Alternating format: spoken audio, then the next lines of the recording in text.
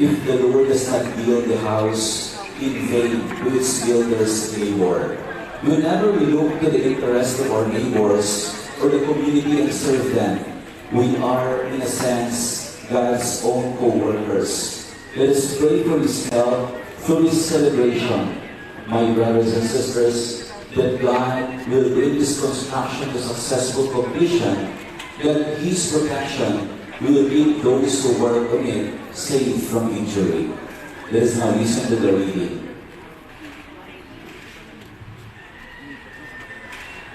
Reading of the Word of God. A reader, another person present on the celebrant, reads a text from the sacred scripture.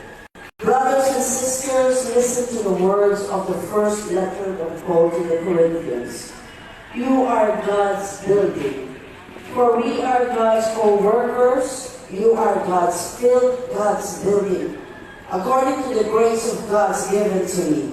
Like a wise master builder, I laid a foundation, and another is building upon it. But each one must be careful how he builds upon it. For no one can lay a foundation other than the one that there is there, namely Jesus Christ. The word of the Lord. Thanks be to God.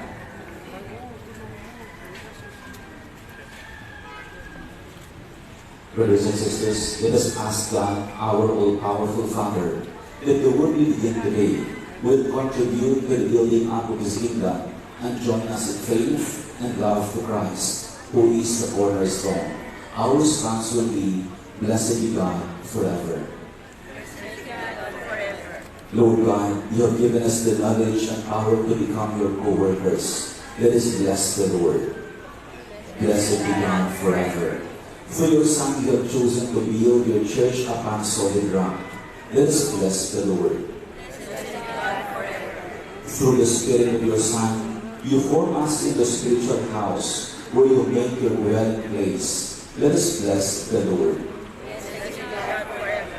You inspire in us the firm hope that the building we begin today, with Your blessing, will be brought to completion with Your protection. Let us bless the Lord. With much labor, You shape and polish us into living stones until You make us worthy to be built up into a new and holy Jerusalem. Let us bless the Lord. All-powerful and merciful Father, You have created all things through Your Son and made Him the unshakable foundation of Your kingdom. Through the gift of eternal wisdom, granted that our building begin today for Your glory and our own well-being, may progress day by day to its successful completion. We ask this through Christ our Lord.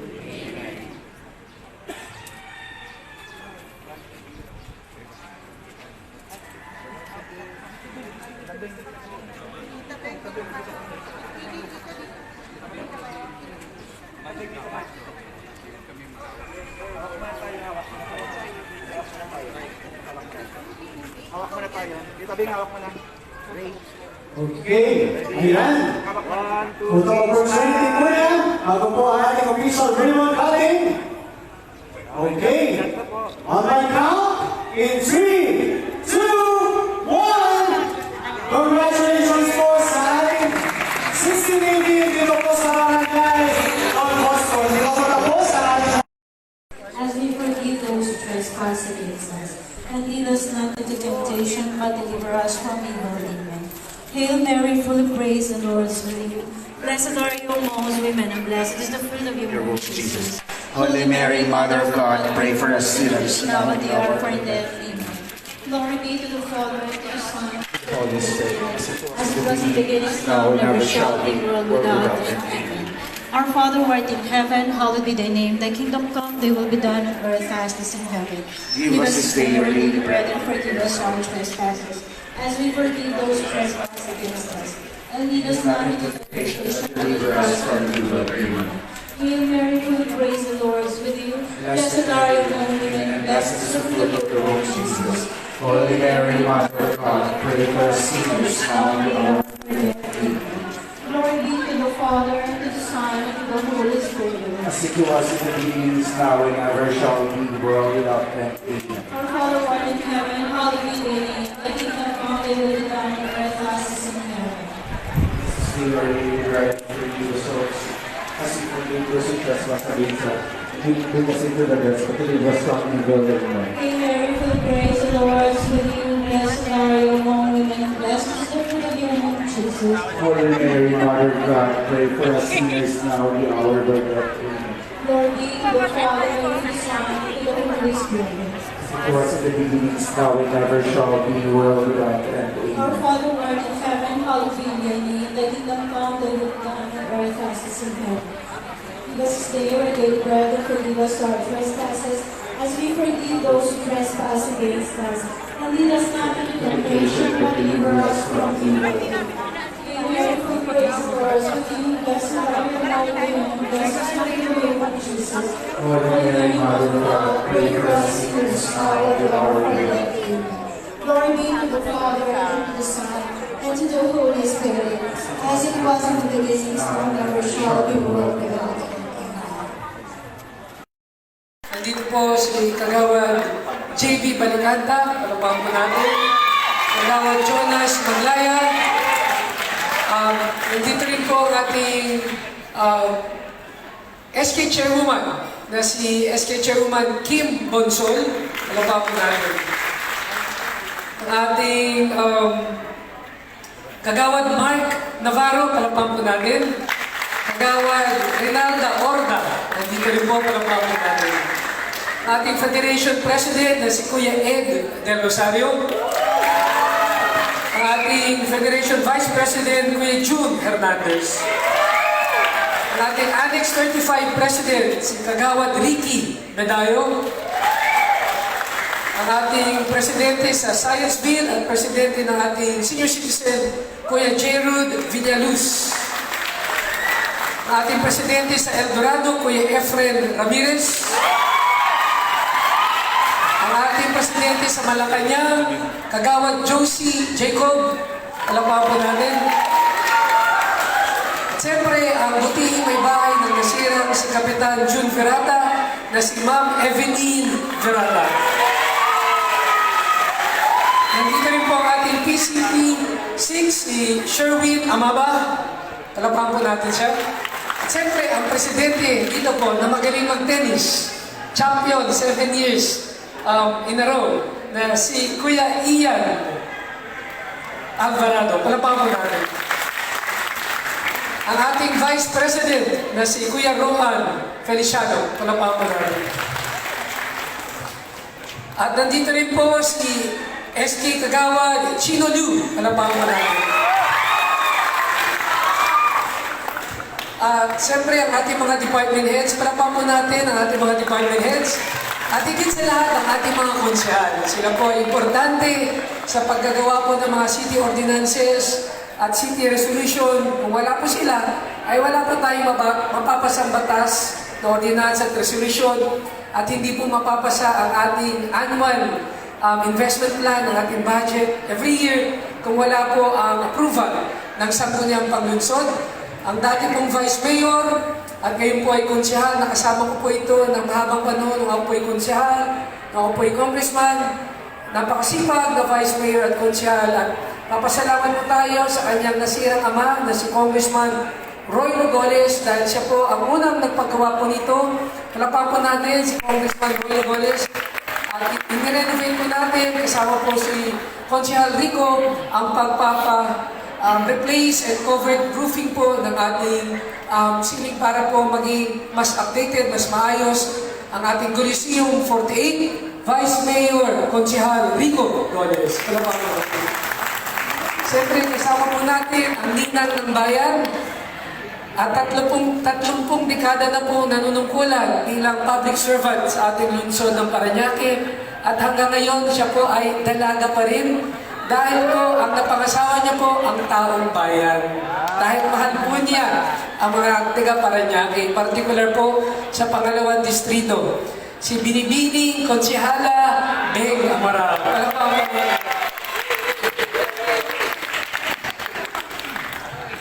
Ngayong araw ay espesyal na araw sa mga opisyales, residente sa 1618.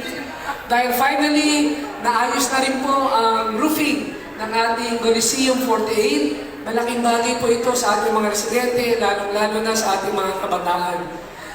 At ito po ay hindi ko po pera, ito po ay hindi pera ng ating Kuya Rico Goles, hindi po ito pera ng ating Kapitana Chona Navarro, ito po ay pera po ninyo. Pera po ito ng mga taxpayers kayo po.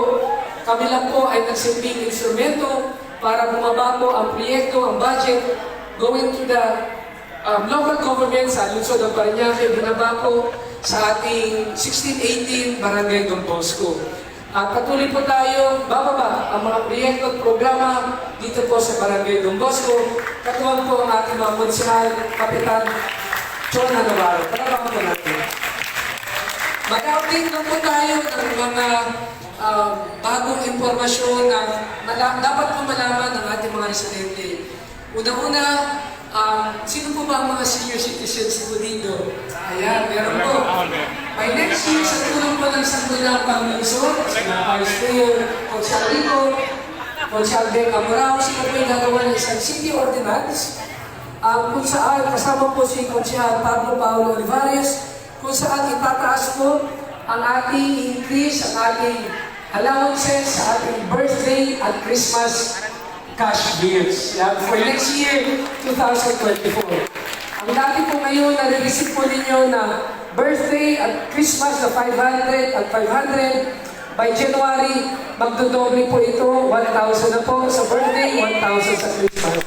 Bagamat hindi po kalakihan, pero importante, kayo po ay binigyan ng pansin at importansya na importante po kayo sa ating komunidad. Meron naman po 75 to 84, ngayon po ay nare-receive po ninyo 1,000 sa birthday, 1,000 sa Christmas. By next year, 1,500 na po ang birthday, 1,500 sa Christmas. At yung 85 years old, ang tatay ko, nag-89 years old po kahapon, 1934 po siya pinanganak. Nare-receive po niya ngayon ay 2,500. Pero next year, ang 85 and above, 3,000 na po sa birthday, 3,000 sa Christmas. Palapang po natin ating mga senior citizens. Pangalawa, malapit na po mabigyan tayo ng license to operate doon po sa ospital ng Parañaque. Ito dahil kausap ko lang kanina si Dr. Patrick Cruz, ang head po ng ating OSPAR 2, dyan po sa Doña Soledad, Barangay Don Bosco. Ang pagbubukas po, ang tabayanan po natin ang pagbubukas ng ating intensive care unit, ICU, ang neonatal intensive care unit para sa mga bata, sa mga infants, at yung ating tertiary laboratory. Kasi ang tertiary lab ay kailangan po yan as a requirement para sa ICU. So malaking bagay po ito sa ating mga residente. In case of emergency, ang lapit-lapit pa po ng ating 6-story building hospital ng Parañaque ito. Meron po tayong 83 beds po doon at kompleto po sa OR, DR, ER, outpatient with 83 beds. At kung ano po ang meron po sa District 1, OSPAR 1, magkakaroon din po ang ating OSPAR 2. So, palamahan naman po natin ang OSPAR 2. Pangatlong magandang balita, tayo po ang magiging pangalawa sa buong Pilipinas ang magkakaroon ng Women and Children's Hospital. Ito po ay ongoing na po ang construction, 7-story building, dyan po sa Ospital ng Parañaque 1, Barangay La Huerta. At ang una pong hospital na nagkaroon ng Women and Children's Hospital ay ang Taguig. Tayo po ang magiging pangalawa. Doon magkakaroon ng magiging kompleto ang ating facilities related to women and children, katulad ng operating room, delivery room, postpartum recovery room, neonatal room, NICU, yung ating maternal ward, pediatric ward, at mga additional hospital beds para sa ating mga residente dito po sa lungsod ng Parañaque. So, palapakan natin ating mga kababaihan at mga kabataan. At doon naman po sa mga mami, napirmahan ko na po ang cheque ng ating mga bata na nag-aaral sa public school ng months of January, February, March, April, May, June. Sa pasukan po, marireceive po nila ang 3,000 piso sa 6 na buwan. So, palapakan po natin yan. Kasi po, meron po silang monthly allowance na 500, 110,000 po sila. At 600 million ang budget po natin yan every year. So, napirmahan na po at antabayanan po ninyo sa kanilang eskwelahan ang pagdidistribute ng kanilang 3,000 allowance. Para po natin ang kanilang kabataan. Pasyahan na po nila sa August 29. Kaya naman po, balik eskwela po tayo, may brigada eskwela, naglilinis po tayo sa mga eskwelahan, kasama ang mga parents, teachers, principal, LSB, non-teaching staff, para pag sa pasukan ay maayos po ang kanilang mga silid-aralan. Ito po ay every year na ginagawa ng DepEd sa tulong po ng ating City Government of Parañaque. So palapakan naman po natin yan. At siyempre, starte po tayo dito. Meron po tayong Don Bosco Elementary School, Don Bosco National High School, at meron po tayong 2 libreng kolehiyo. Ang ating Parañaque City College at ang PUP Parañaque. Wala pong babayaran ang mga bata, ang mga magulang, dahil libre po ito para sa ating mga estudyante. Kaya po ako na-late dahil nandun po ako sa PCC. Dahil meron pong Board of Trustees meeting, kasama po ang director, ng school director ng ating PCC, kasama po ang chairman ng Committee on Education, si Vice Mayor Councilor Rico Goles, palapakan po natin. At pinag-usapan po ang mga plano for this coming school year, 2023-2024. At 3 bachelor's degree ang ino-offer doon. Tourism, Business Entrepreneurship, at Real Estate Management. Doon naman po sa PUP Parañaque, hindi naman po kalayuan dito sa Don Bosco. Pwede naman po tayo mag-apply doon. At ang mga 4 na bachelor's degree ang ino-offer po doon, HRM, IT, Computer Engineering, at Office Administration. At wala po silang babayaran, libre rin po ito. At ito po ay city-funded. Ang City Government of Parañaque ang nagbabayad sa mga teachers, sa ating mga estudyante, at sa ating meet. At nga pala, few weeks ago, nag-groundbreaking po kami ng additional 4-story building sa PUP Parañaque. Ito po ay city-funded. So, ibig sabihin, additional classroom, additional student scholars sa Polytechnic University of the Philippines, Parañaque Campus. Palaman naman po natin. Few weeks ago, nandito po ang ating mahal na Presidente Bongbong Marcos, dahil po sa inauguration ng LRT, yung Light Railway Transit, nandun po tayo. By September of next year, magiging operationalized na po ang ating LRT extension mula Baclaran, Pasay, papuntang Rojas Boulevard, papuntang Pintex, Airport Road, Ninoy Avenue, hanggang Sucat Road. Hinto po yan sa SM Sucat. Mayroon po tayong 5 substations doon sa Parañaque. At by September, operationalized na ito.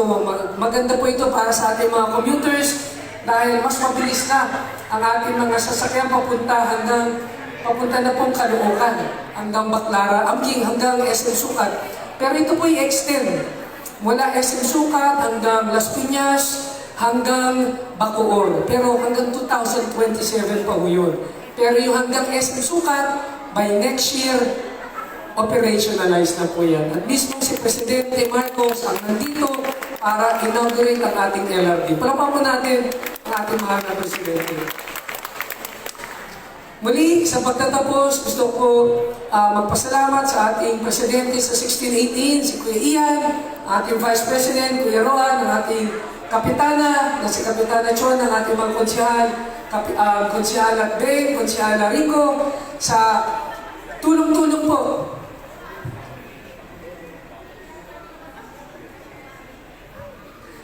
Ayan, maganda pong balita. Sinabi po ni Konsyala Beng Namorao, isa po siya sa major proponents ng City Ordinance. Kahapon, ating mga senior citizen ay na-approve na po ang City Ordinance sa pag-increase na inyong allowance ng birthday at Christmas cash gift. So ito po ay batas na. Ang budgeting po sa tulong po ni Kuya Ronnie Dipano, nag-usap na po kami para sa AIP, sa Annual Investment Plan. Nagagawin po namin ang CDC Council sa August 30, 31 at September 1. Ang 29, 30 at September 1, doon po sa Baguio para po sa approval ng ating AIP for 2024. Palaban po natin ang mga konsyal. So So sa inyo po, magandang hapon po at mabuhay po ang 1618 Homeowners Association. Maraming salamat po. Palakpakan po natin ang isang manunusod ng Parañaque, Mayor Eric De Leon Olivares.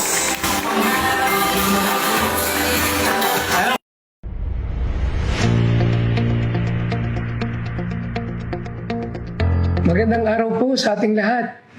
Nananawagan po tayo sa ating mga kababayan, lalong-lalo na sa biyahero, mga meat vendors, at sa ating mga namimili na magkaisa sa ating kampanya laban sa African Swine Fever o ASF sa pangunguna ng Bureau of Animal Industry. Ang ASF ay isang viral disease na mabilis kumakalat at pumapatay ng mga baboy. At kung hindi mapipigilan, ay matindi ang epekto nito sa industriya. Especially sa mga baboy, lalo na sa mga nag-aalaga nito. Kaya buong puso po ang suporta ng pamahalang lungsod ng Parañaque sa kampanyang Super Pig at Dr. V upang ipaabot sa lahat ang kahalagahan ng pagsunod sa mga hakbang upang mapigilan ang pagkalat ng African Swine Fever. Sa mga nagbebenta ng baboy sa palengke man o sa internet, kumuha tayo ng Certificate of Meat Inspection or Meat Inspection Certificate mula sa Veterinary Service Office at i-display ito sa iyong mga pwesto o website. Para naman sa mga consumers, bumili lamang tayo ng karning baboy mula sa mga sellers na may Certificate of Meat Inspection or Meat Inspection Certificate upang matiyak ang binibili natin ay hindi namatay dahil sa ASF. Sa mga biyahero naman, iwasan po nating magdala ng karning baboy at iba pang pork products. At kung hindi maiiwasan, ay ideklara sa Veterinary Quarantine Service upang masuri. Kayang-kaya nating supuin ang pagkalat ng ASF kung tayo ay magtutulungan at magkakaisa. Iligtas natin ang kabuhayan ng ating mga nag-aalaga ng baboy.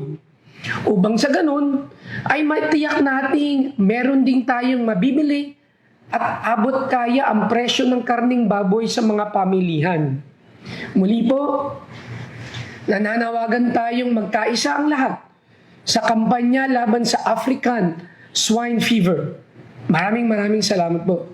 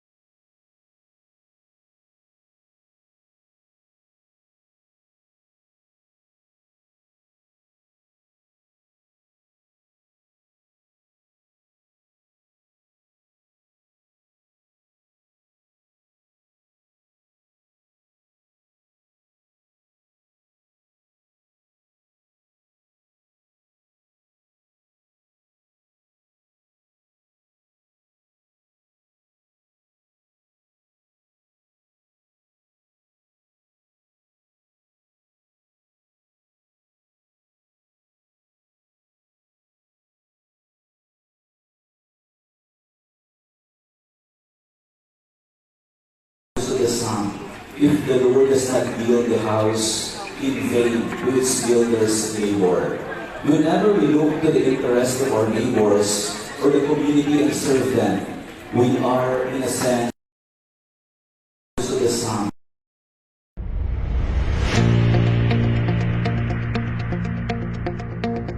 Magandang araw po sa ating lahat. Nananawagan po tayo sa ating mga kababayan, lalong-lalo na sa biyahero, mga meat vendors, at sa ating mga namimili na magkaisa sa ating kampanya laban sa African Swine Fever o ASF sa pangunguna ng Bureau of Animal Industry. Ang ASF ay isang viral disease na mabilis kumakalat at pumapatay ng mga baboy. At kung hindi mapipigilan, ay matindi ang epekto nito sa industriya. Especially sa mga baboy, lalo na sa mga nag-aalaga nito. Kaya buong puso po ang suporta ng pamahalang lungsod ng Parañaque sa kampanyang Super Pig at Dr. V upang ipaabot sa lahat ang kahalagahan ng pagsunod sa mga hakbang upang mapigilan ang pagkalat ng African Swine Fever. Sa mga nagbebenta ng baboy sa palengke man o sa internet, kumuha tayo ng Certificate of Meat Inspection or Meat Inspection Certificate mula sa Veterinary Service Office at i-display ito sa iyong mga pwesto o website. Para naman sa mga consumers, bumili lamang tayo ng karning baboy mula sa mga sellers na may Certificate of Meat Inspection or Meat Inspection Certificate upang matiyak ang binibili natin ay hindi namatay dahil sa ASF. Sa mga biyahero naman, iwasan po nating magdala ng karning baboy at iba pang pork products.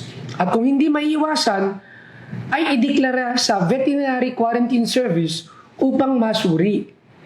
Kayang-kaya nating sugpuin ang pagkalat ng ASF kung tayo ay magtutulungan at magkakaisa. Iligtas natin ang kabuhayan ng ating mga nag-aalaga ng baboy. Upang sa ganun, ay matiyak nating meron din tayong mabibili at abot kaya ang presyo ng karning baboy sa mga pamilihan. Muli po, nananawagan tayong magkaisa ang lahat sa kampanya laban sa African Swine Fever. Maraming salamat po.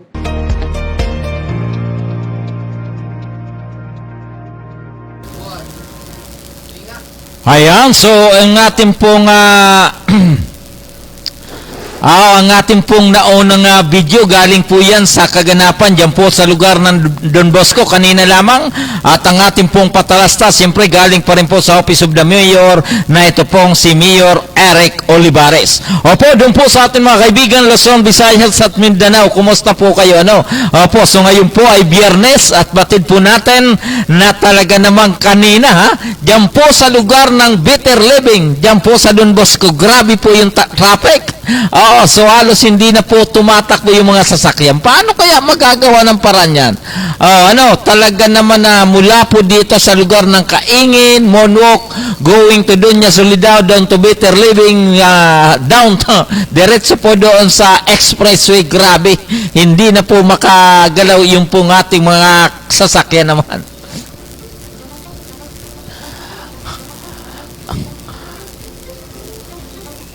So magbibigay po ulit tayo ng update dito po sa lungsod ng Parañaque. Kanina po ay nagkaroon ng tinatawag na Buntis Congress 2023. Diyan po sa lugar ng City Gym naman, diyan po sa San Antonio, na kung saan ito po ay pinangunahan po ng siyempre ng pamahalaan lungsod ng Parañaque sa panguna po ni Mayor Eric Olivares and of course ng City Health Office sa panguna po ni Doktora Olga Bertosio. Palakpakan po natin. At ganun din po, siyempre, kanina pa rin, kaninang araw, kanina pong umaga ay nagkaroon din po ng pre-registration ng PhilHealth yan po sa lugar ng Don Bosco. Ito po ay naman talaga maganda po ito, maganda pong serbisyo po ito para sa ating mga kababayan, lalong-lalo na po dyan sa barangay Don Bosco, dahil yung pong pre-registration ng PhilHealth, ito po ay wala po kayong babayaran. Opo, so wala po kayong babayaran dahil ito po ay sagot ng lokal na pamahalaan ng lungsod ng Parañaque. Palakpakan po natin. Opo, dahil ang PhilHealth po ngayon dahil ay napaka-importante dahil hindi po natin inaasahan na kapag tayo po ay nagkaroon po ng karamdaman, talagang laging hinahanap kung ikaw ba ay miyembro ng PhilHealth. Dahil kapag hindi po kayo miyembro ng PhilHealth, siyempre, ito po ay talagang mabigat pong suliranin kapag tayo po ay nagkakaroon ng hindi inaasahang karamdaman. Kaya po palakpakan po natin ang pamahalaang lokal ng lungsod ng Parañaque, siyempre sa panguna pa rin ni Mayor Eric Olivares. At siyempre, kanina pa rin, ngayong araw ay diyan po nagkaroon po ng tinatawag na bayanihan sa kalikasan. Nagkaroon po ng tinatawag na paglilinis diyan po sa lugar ng Peaceport naman, diyan po sa Bulungan, Barangay La Huerta, sa panguna pa rin po ng City Cleanliness and Sanitation. Ito pong tinatawag na pamunuan din po ng Senro at ganoon din po itong CBS Cleanliness, Beautification and Sanitation na pinangunahan pa rin po ng butihing Mayor Eric Olivares, kasama po ang butihing Ma'am Claire Olivares, 10 ng ating mga department heads para tuluyang malinis po ang nasabing lugar. Opo, sa kasalukuyan po ang lugar ng La Huerta, yan pong lugar ng Bulungan ay talaga naman pong napakaganda na at napakalinis pa. Opo, so yung pong dati-rati, doon po sa ating mga kababayan, yung malalayo na hindi po nakakapunta dito sa Parañaque. Yung pong dati-rati po, yung Bulungan na yan, ay talagang kapag umuulan din. At yung pong tindahan po nung iba't ibang ori ng lamang dagat, ay sabihin po natin na hindi masyado safety dahil yung pong environment, yung mga lugar, yung mga lalagyan, ay hindi po talaga, sabihin natin na hindi talaga masyado malinis. Unlike ngayon, kapag kayo po ay pumunta diyan po sa lugar ng Bulungan, sa La Huerta, baka mamangha po kayo dahil ang Bulungan po ngayon ay hindi na po nipa, hindi na po kahoy, kundi talagang konkretong napakagandang building diyan po sa lugar ng La Huerta para ito po ay mapagtindahan ng ating mga kababayan na naghahanap buhay. At yung pong taas, kung makikita nyo po, ay talagang sabi nga po, state of the arts na sinasabi na ito po ay malaking pagbabago dito po sa lungsod ng Parañaque. Kapag kayo pa umakyat doon sa second floor, ay kitang-kita nyo na po yung karagatan, yung tinatawag na Manila Bay dito po sa Metro Manila. Palakpakan po natin. Opo, yun po ang maganda sa talagang tuloy-tuloy ang mga proyekto ay talagang nagiging maganda na sana bukas pangalawa ito po namang yung pong baybaying dagat ng ating lugar ay lalo pong ma-develop. Opo, dahil may maganda pong isla dito sa akala nyo dito po sa Metro Manila ay wala pong isla. Dito po sa lungsod ng Parañaque mayroon, boundary po ng Las Piñas at ng Parañaque. Opo, so maganda po ang isla dyan. Opo, so hindi nga natin alam. Opo, dahil kung ito po ay talagang gawing tinatawag na tourist spot, yung po ng ating mga kababayan na mahilig magbakasyon o kaya mahilig mag-outing o mahilig magliwaliw ng Sabado at Linggo, kapag ito po ay talagang matuloy ang proyekto diyan po sa ating Freedom Island naman na yan, ay hindi nyo na po kailangan pumunta pa kung saan, kundi dito na lang po kayo pumunta sa lungsod ng Parañaque. Palakpakan po natin. At yung pong napapabalita tungkol po sa usapin ng reclamation dito po sa Manila Bay, na ito po ay mainit pong usapin. Opo, yun po ang katotohanan. Opo, magsimula po kayo dito sa kahabaan po ng coastal areas from Las Piñas, Parañaque, Pasay, Manila, Malabon, Navotas, o kung saan man po yung dinadaanan ng dagat. Ang pagtatapon po ng basura ay higit na pinagbabawal. Bawal na bawal po ang magtapon ng basura sa ating baybaying dagat dahil ito po ay nakakasira ng kalikasan. Palakpakan po natin yan. Kaya nga po yung pong lokal na pamalaan ng lungsod ng Parañaque sa panguna po ng Cleanliness Beautification and Sanitation, kasama po ang pamunuan ng Senro, kasama po ang pamuluan ng barangay, kasama po ang ibang departamento, ay pumunta po dyan sa lugar ng Bulungan para maglinis. Dahil nga po sa may mga basura na naliligaw pa po dyan sa lugar ng Bulungan, dyan po sa coastal areas ng Parañaque. Palakpakan po natin yan. Ayan. Opo, pero sa hindi inaasahan, inuulit po natin, sa hindi inaasahan,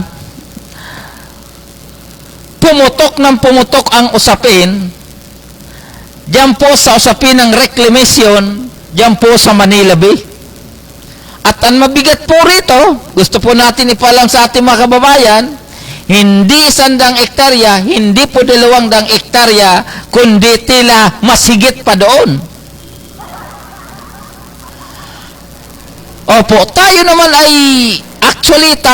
ay nakikisakay lang doon po sa isyo. Ang tanong, dapat ba tayon makisakay?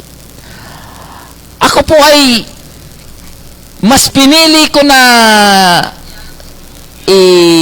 paalam sa inyo dahil very unfair naman ang nagiging labanan. Opo, kasi yung pong mga nasa baybaying dagat, bawal po kayo na manatili dyan. Bawal kayo maggumawa ng barong-barong. Bawal kayong manirahan dyan. Bawal magtapon ng basura. Dahil bawal eh. Opo, pero yung karagatan, natatambakan po ng iba't ibang uri ng bato, iba't ibang uri ng buhangin, iba't ibang uri ng lupa, ay hindi po ipinagbabawal. Binigyan po ng permit. Opo, so ano pong pinagkaiba doon? Ano pong pinagkaiba? Opo, sila po ay nagtatambak na sabihin natin abutin ng 5 taon, 10 taon, pagkatapos after 20 years, iyan po ay magiging lupa na at siyempre, gagawing commercial yan, gagawin na magpapatayo ng iba't ibang establishmento dyan, katulad nung naganap dyan po sa yung tinatawag na PICC, ano? Ito pong lugar ng Philippine International Convention dyan po sa Pasay, at dito naman po sa Parañaque, ito pong tinatawag na Isyana, dati po itong karagatan na tinambakan. Opo, so ito po ay nang pumunta ko rito taong 87, natambakan na po yan, natambakan na actually. Opo, ngayon, 87, halimbawa, kung natambakan po yan ng 1985, ay totally na-develop, halos ngayong 2000, more or less, 2005 siguro, mayroon na pong establishmento dyan. Opo, kasi hindi naman madali ganun eh. So, sabihin po natin 2000, nagkaroon na po mga establishmento diyan po sa Isyana na yan. Yung po ay dating dagat po yan eh. Ngayon, isipin nyo po 85. Halimbawa, 85. Ano na ngayon, 2023, more or less, nasa 85, 15 plus 23, 38 years, ano? Oh, so halimbawa, after 30 years, muling magkaroon po ng malalaking building diyan po sa kanilang ginagawang reclamation. So, medyo matagal-tagal pa po itong usapin. At ang mabigat po rito, sa loob ng ganyang katagal na gugugulin para totally ma-develop po ang lugar na yan, eh hindi po natin alam kung anong iba't ibang uri na problema ang pwedeng dumating kung sakasakaling matuloy po ang reclamation na yan.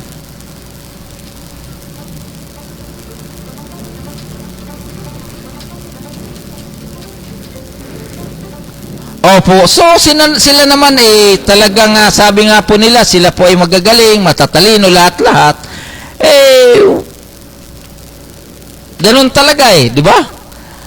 Opo, kaya magtapong ka ng basura, bawal. Magtapong ka ng bato, bawal. Pero pag tinambak ka na yung ekta-ektaryang dagat, hindi bawal. Di ba? Parang very unfair naman yan. Opo, palibasa, yung pong mga tao na yan, yung po mga negosyante na yan, handa silang gumastos ng bilyon-bilyon para po matabunan lamang ang dagat na nandyan po sa Manila Bay.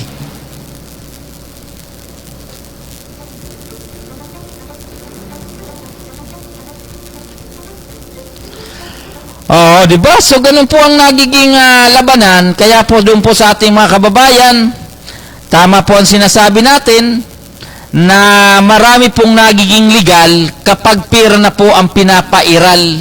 Po, halimbawa, katulad po ng, di ba? Bawal ang tungit.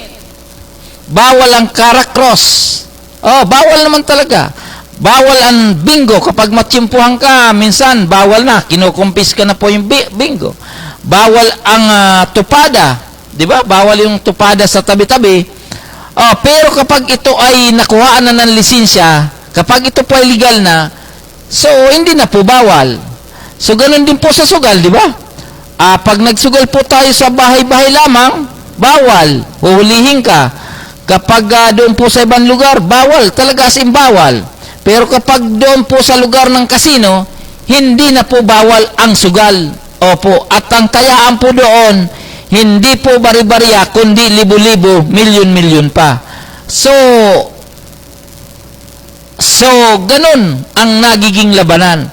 Ngayon, yung pong dyan po sa Manila Bay na yan, yung reclamation, so actually, bawal po yan. Pero ang ginawa, kumuha po ng permit para dyan sa reclamation na yan, kaya naging legal po yan. Di ba?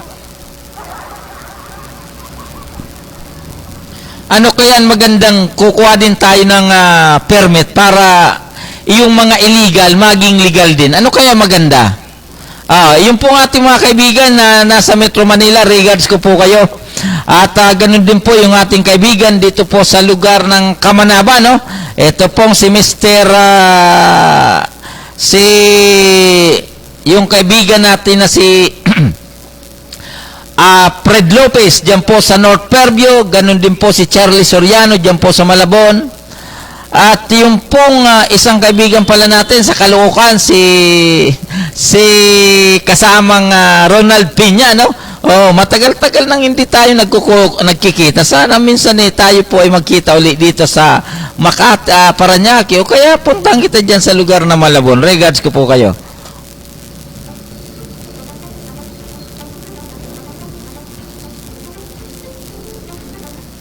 At ganun din po, yung pong Unit 12, dyan po sa lugar ng Quezon City, ganun din po yung dyan po sa Montalban, dyan po dyan sa Antipolo, ganun din po dito sa lugar ng Cainta, Opo, sana yung ating kaibigan yung po ang magiging area mo, at sana pag sakaling maluwag na po tayo sa oras, pwede na po kayo mag-report.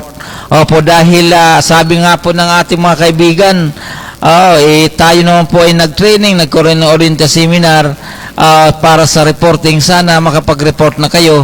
Opo, ganun din po yung sa lugar ng Muntinlupa, yung Ratsada News, sa panguna po ni Jubil Sumaluinog Villares, at ganun din po dito sa lugar ng nasa na pala si kaya lang yung iba, yung staff o OSAD at saka yung isa pa ay tila nawawala. So oo.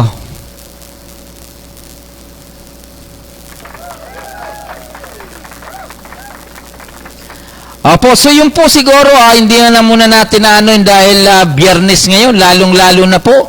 Baka bukas makapunta po tayo sa lugar ng dyan po sa palengke. Opo, para alamin natin yun naman yung tungkol sa lagay ng bilihin ng yung mga basic commodities, lalong-lalo na po yung bigas. Opo, dahil tinalakay natin ng isang araw yung tungkol po sa bigas sa NFA, dati-rati mayroon sa palengke. Opo, ngayon wala na, kaya yung pong presyuhan ng bigas talagang halos namomroblema na po ang ating mga kababayan na siyempre mahirap talagang buhay. Pagkatapos patas ng patas yung mga bilihin. So opo, sana yung pong ating si Pangulong Marcos naman dahil nangako naman siya dun tungkol sa bigas na gagawin 20 o 25 per kilo. Kaya lang mag-iisang taong kalahati na si Pangulong Marcos, tila hindi pa nararamdaman, at siya naman po ay manunungkulan ng 6 na taon. So may natitira pa po siyang 4 na taon kalahati.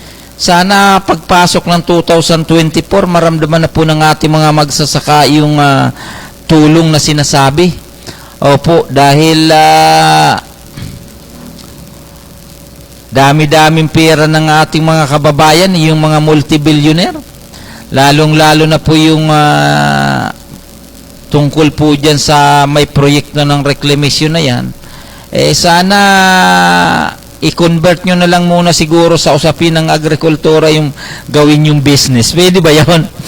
So dahil isipin nyo ba naman dagat gagawin lupa sa iwan?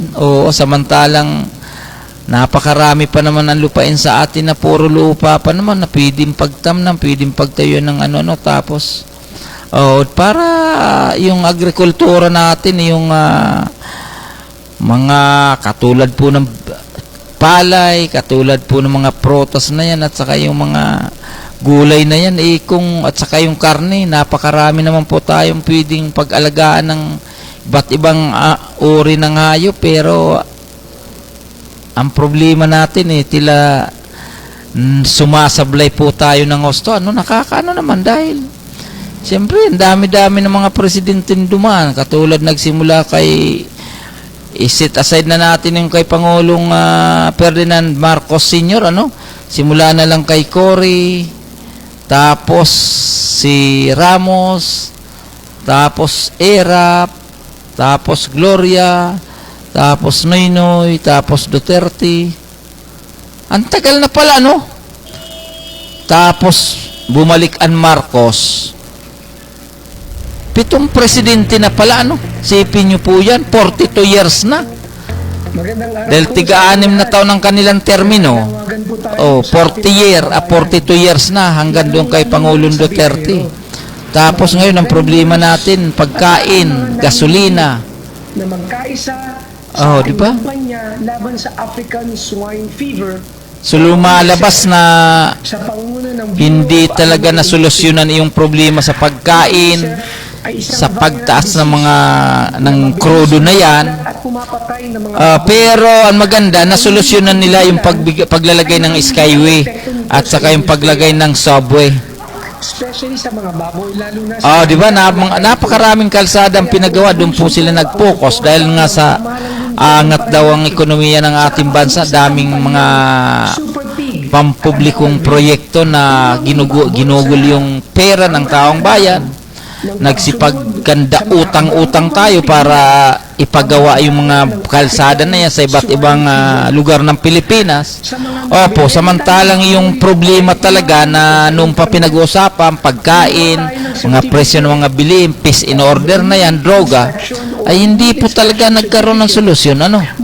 Tapos ngayon, umaangal ng ating mga kababayan, lalong-lalo na po yung talagang walang-wala, pupunta sa palengke, gustong bumili ng 1 kilong bigas. Paano ka makakabili ng 1 kilong bigas kung 45 pesos na yun o 50? Samantalang kung mayroon NFP sa palengke, 25 lang, 27, di may 1 kilong bigas ka na. Samantalang ngayon, halos kalahating kilo, hindi ka pa makakabili, ano?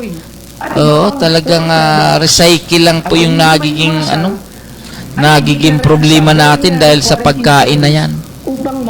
Palaging kapos, katulad nung sinasabi na mag-aangkat na naman ng sobra-sobrang isda, di ba? Dahil kulang ng isda natin, mag-aangkat sila ng sobra-sobra para dumami ang ating hindi tayo kapusin sa pang-araw-araw na pangangailangan. So hindi na parang sabi nga nung nakausap ko nung isang araw, maniwala ka pa sa gobyerno para parehas lang daw. Siyempre tayo hindi naman tayo naniniwala kasi di ba? Dito sa Parañaque, isang batayan natin, tingnan niyo po ang nanunungkulan dito. Opo, di ba? Tingnan niyo mga serbisyong binibigay, napakarami, napakaganda pa. Kung yung iba, ganun din po sa nasyonal, kung ang target talaga gustong magkaroon ng magandang ani, tuloy-tuloy po ang ating pag-aani ng maganda, kayang-kaya naman yan, kaya lang di ba? So talagang minsan nakakapika, lalong-lalo na ngayon Biyernes, instead na maging ang kalmado lang tayo, kung iyan ay tatalakayin natin lagi, nakakainit lagi ng ulo dahil siyempre nakikita po natin yung mga kababayan natin na talagang sabi nga po nila talagang umaasa doon sa mga murang bilihin. Pagkatapos bubungad pagdating ng palengke, yung mga bilihin talagang pataas ng pataas. Di ba? Kaya okay, doon po sa ating mga kaibigan, ang oras po natin ay ganap na pong alas 8:50 ng gabi, ano? Opo, ngayon po ay August 18, 2023. At yung pong ating kaibigan po dyan sa lugar ng Kuwait, regards po natin. At ito pong kasama po natin dyan po sa lugar ng asa na kayo yung natin? Asa na kayong sima natin na maikikwento lang po ako sa inyong konti kasi ayaw natin masyadong talakayin yung mga issue na nakakabugnot, ano? Opo, noong nakaraang pandemic 2021, siyempre taghirap, di ba? Maraming mga nawalan ng trabaho, maraming mga nakatira sa kalsada. Pagkatapos, sa hindi natin inaasahan, may isang naligaw dito sa ating, dito po sa atin sa studio. At talagang makita mo, gusgusin talaga. At talagang sobrang payat, halos talagang hindi naliligo, at sa amoy pa lang, ramdam mo talaga na talagang sabihin po natin na napapabayaan po yung sarili. Lalong-lalo na sa pagkain, walang makain. Kaya sabi ko, dahil may upuan naman, pag tuwing umaga o kaya gabi, dito natutulog. So nung nagtagal, nalaman ko na yung po pala ay isang seaman. Siya po pala ay dating sumakay ng barko. Kaya lang sa hindi inaasahan, ay tila naligaw din ng landas. At pati yung kanyang asawa ay tila naligaw din ng landas. At yung pong kanilang bahay dito po sa Las Piñas ay tila na isangla sa bangko na hindi nalaban po nung asawa, nung seaman.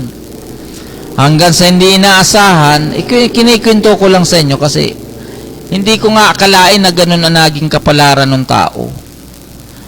Ngayon, sa hindi inaasahan nung seaman na yun, nung malapit ng ilit ang kanilang bahay, iniwanan na po yung asawa. Dinala po yung mga anak na hindi nagpaalam doon sa asawa. Pagkatapos, nung pagpasok nung 2020, nagkaroon ng pandemic, di ba, Marso? Saka naman kinuha yung bahay ng bangko. In short, nawalan siya ng bahay dahil nga sa nailit ng bangko dahil sa isinangla ng asawa.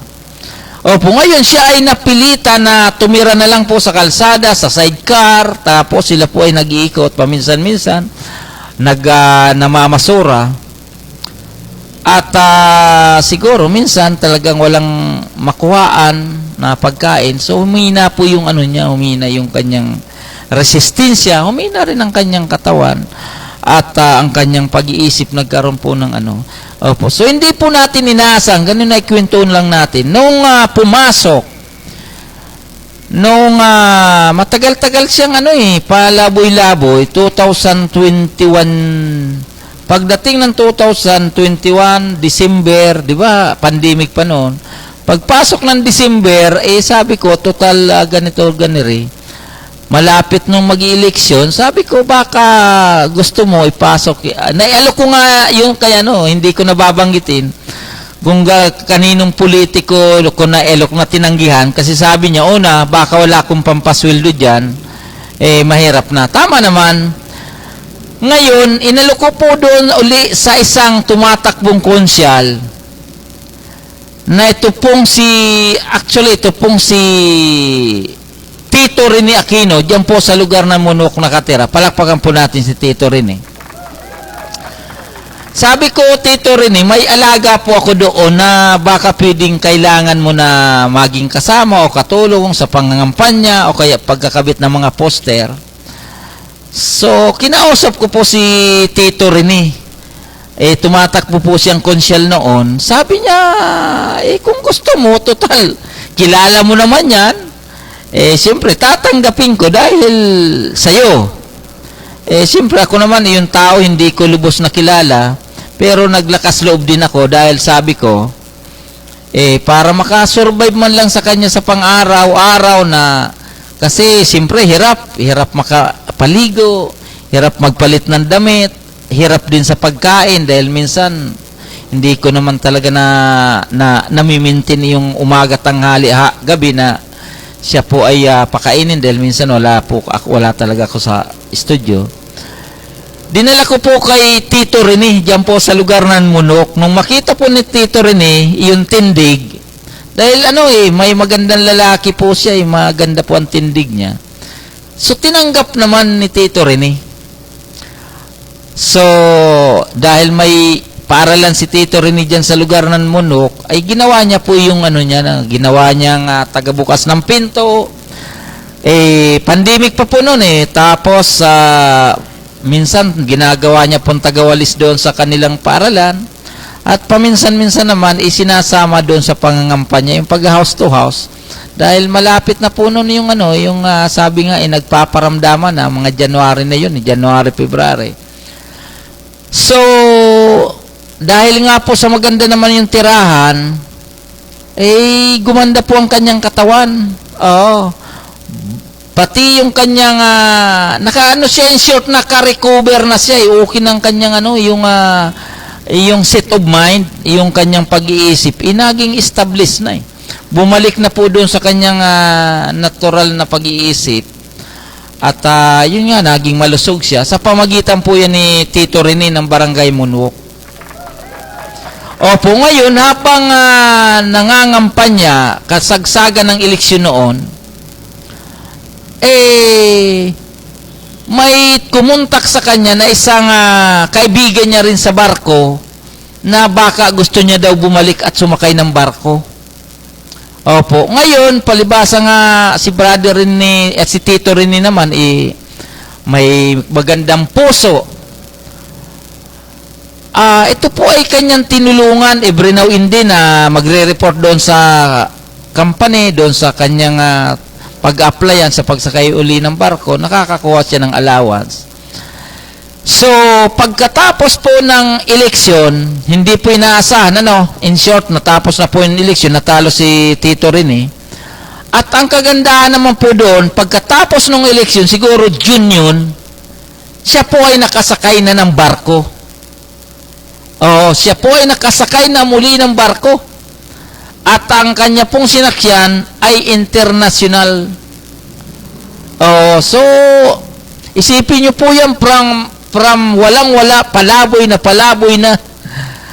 Sa hindi po natin inaasahan, sa pamagitan po ni Tito Rene ng Barangay Munok, nasa kasalukuyan actually, alam ko tatakbo po ulit siya ng Barangay Kagawad. Sa hindi po inaasahan, nakasakay po uli ng barko. Opo.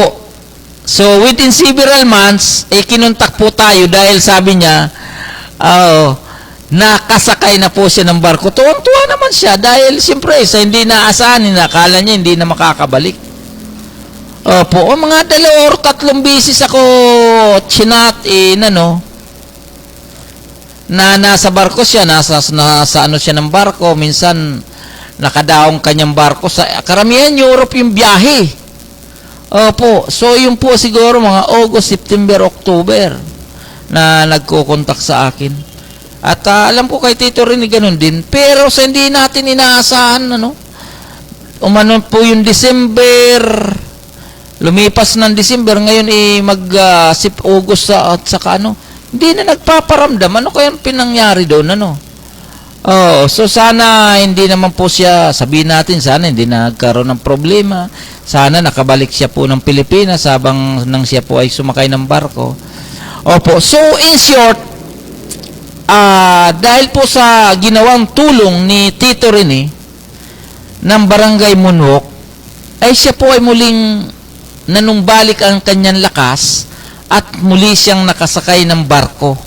Seaman po siya. Actually, siya, marine engineer, na dati-rati kapag kinausap mo, hindi mo na maintindihan masyado ang sinasabi.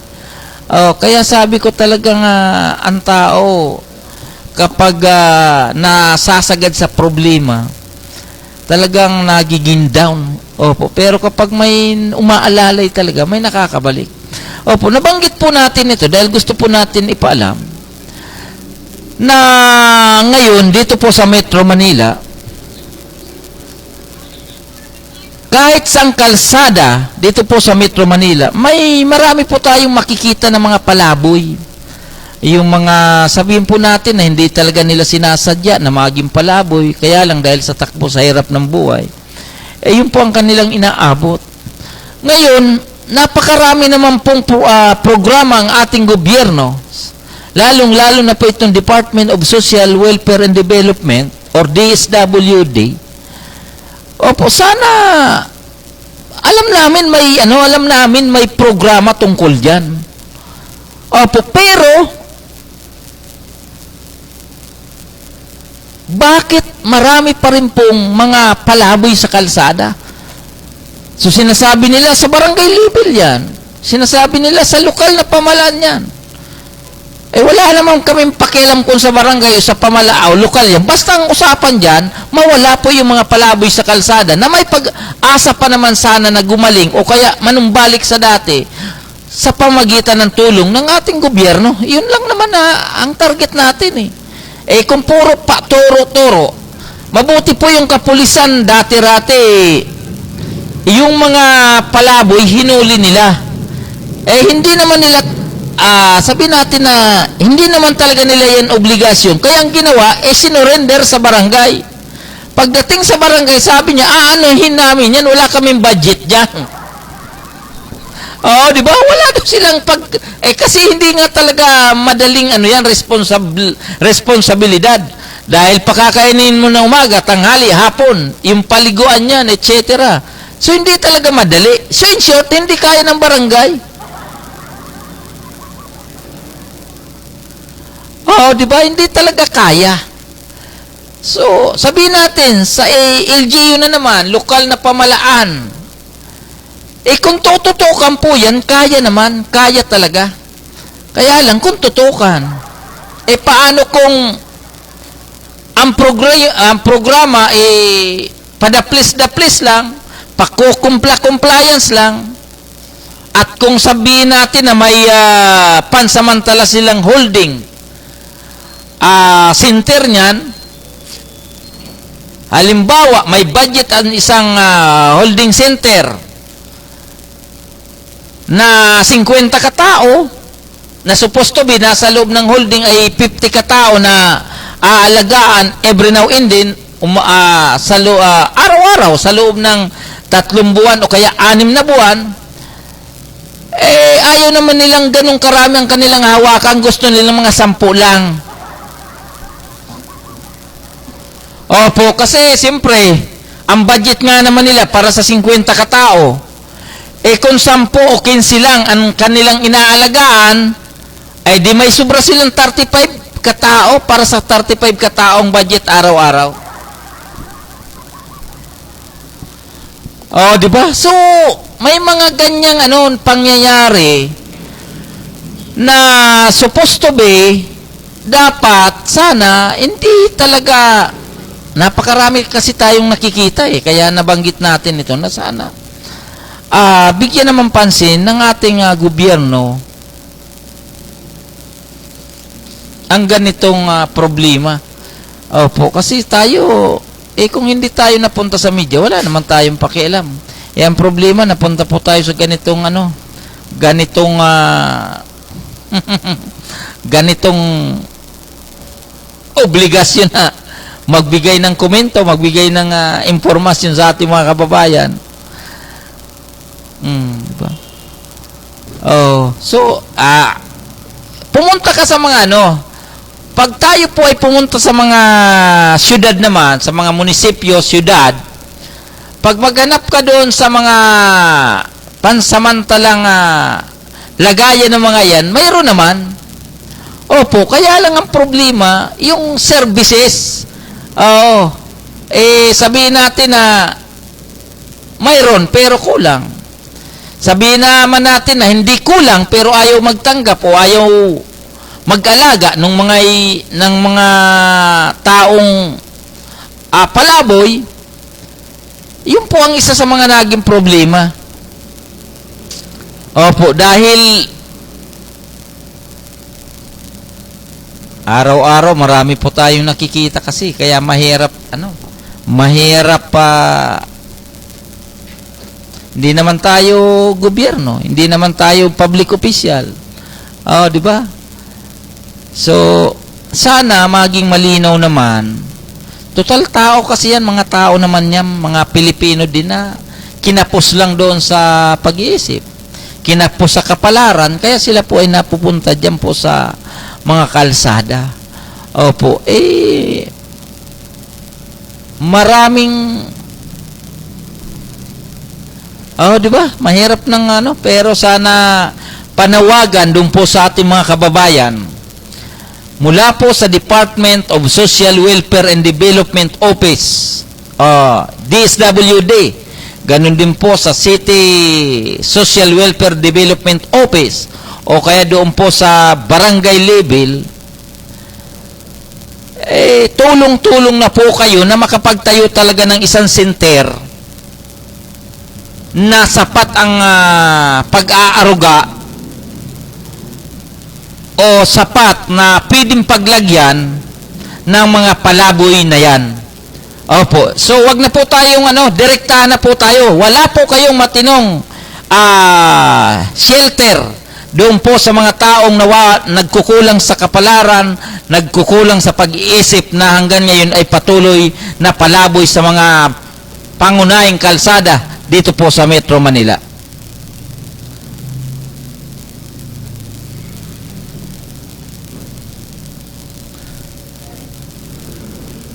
sana po bigyan po natin ng pansin yan. Okay, doon po sa atin mga kaibigan, Luzon, Visayas at Mindanao, at tayo po ay madali na po tayo magtatapos sa ating programa, no? Opo, so Biyernes ngayon, wag na po natin masyadong patatagalin ito, at ang oras po natin ay ganap ng alas 9:10, alas 9:07 ng gabi. Okay, doon po sa atin mga kaibigan, Luzon, Visayas at Mindanao, ito po ang inyong lingkod, Gaspar Latam, na nagsasabing sa umaga sa tanghali, maging sa gabi, tayo magkakasama-sama dito po sa ating programang Manibela ng Masaw Dago. Mr. Chairman, happy birthday. Opo, so yun po ang ating mga kaibigan dyan po sa partido area, dyan po sa lugar ng Camarines Sur, mga manay, maray na banggi po sa Indugabos, ganun din po, so yun po ang ating mga Bicolanas dito po sa Metro Manila, maray na banggi po sa Indugabos.